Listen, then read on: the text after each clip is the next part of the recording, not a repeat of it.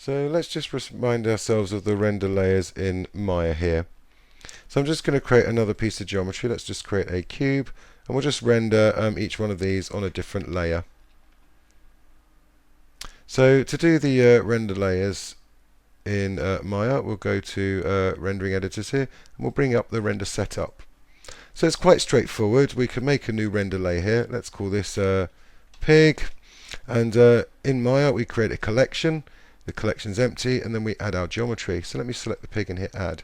Now if I make this layer visible, we'll see that's all we have. We have the pig and no box. Let's create another render layer. Let's call this box, and I'm going to create another collection under here, and if we make visible the main layer, I'm able to select the box, and I'm just going to add that to this collection under this render layer of box. If we make that visible, we just see the box. So there's our pig layer, there's our box layer, here's our master layer. Now if I click these little clapperboards, they're the layers that are going to render. I'm not going to render these to this now, but if I did, they would render outwards, and we would choose that in our render settings. So if we go window, rendering editors, render settings, here in the render settings we can choose which layers render, but if we batch render, whichever ones have these turns on, when we batch render they'll render to disk. And we can do things like right click here and insert layer name, and it will name the file name based upon these layers. So we'll get one called pig and one called box. So that's the render layer setup. It's fairly straightforward. We just make a render layer, add a collection, then we can collect the geometry or the different attributes that are unique to that layer, and that's basically how it kind of works. Now in Houdini that's very similar. They're called takes. So again, if we do a very similar thing, I'm going to come up here. Let's create a box. So we have our box and our pig. And let's have a look at Houdini's takes. Now we can access the takes in a couple of places. We can do it through the window here, through the take list. There it is.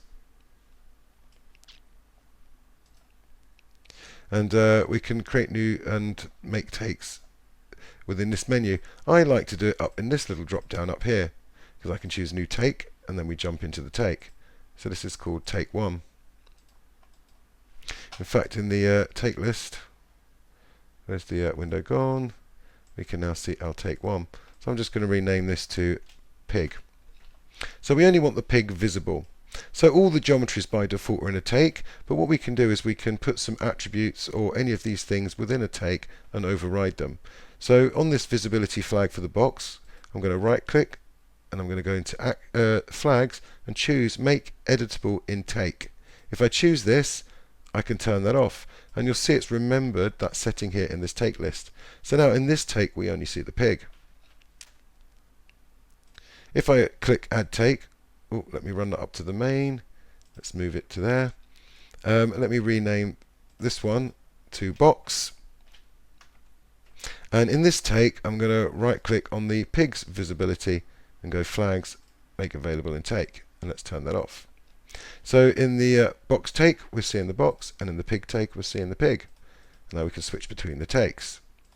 So in Houdini we actually use ROPs. These are the render operators here, and this is my mantra node. So in Maya that's the equivalent of the render settings. So in here, let me go to the main take. That was just for preview purposes. In here, in the mantra node, I can actually choose which take to render through here. So I'm going to render the box with this mantra. Let's call that box. Now in Maya you just batch render and turn on which ones render, and that's it. They'll just render them sequentially one after the other. But in Houdini here we can actually use these ROPs to our advantage. If I make a copy of this mantra one, let's call this one pig, what we can do is tell this mantra node in its take just to render the pig. And in fact if we add another mantra node, we can call this main. So this will render the main pass as well, just like Maya. Let's set this pig, this render with take to main. So now each one of these is going to render their individual take. Now what's nice about this is we can actually lock these together, connect these together. So now this is like a little dependency graph. If I actually select this bottom guy here and open up the controls, what you can see is when we render, it's going to render this node and all its inputs. and it's going to render it frame by frame, or we could choose node by node. So this is like a little render scheduler.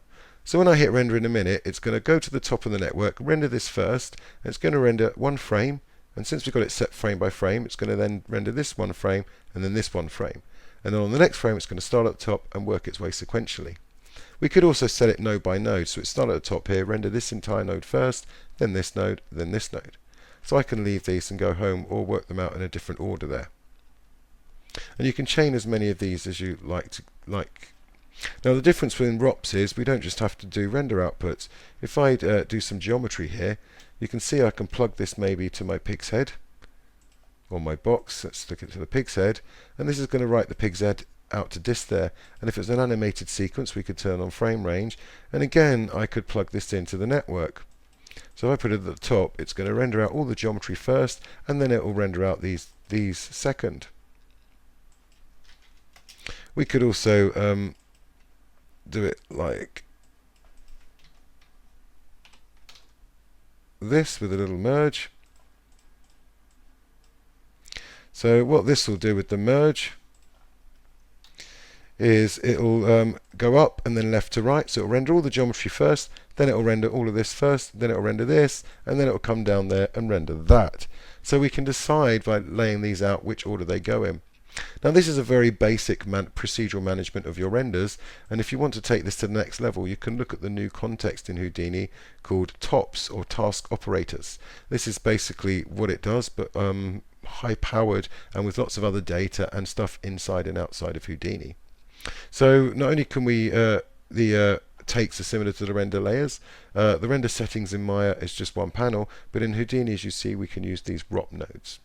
So hopefully that's demystified a little bit of the differences, and hopefully highlighted a lot of the similarities between the Hypershade and Matte in Houdini.